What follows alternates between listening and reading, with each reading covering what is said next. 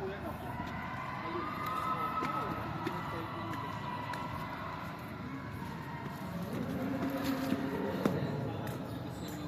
Let's say, activity sa loob, mas medyo malapit.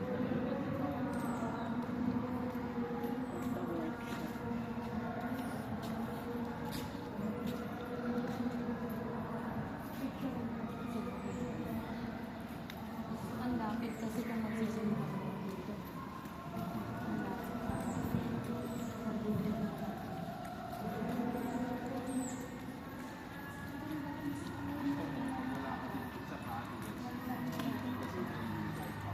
Oo, pwede. Ito yung dining area mo.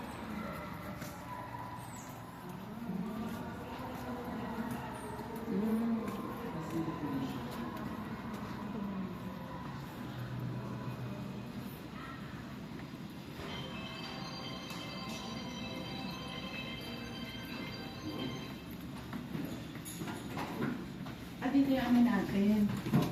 Bedroom.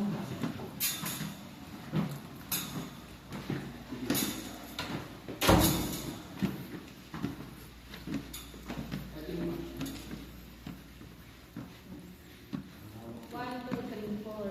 Secretariat table. Hawak na to. Dito na lang tayo. Dito ang secretariat na lang.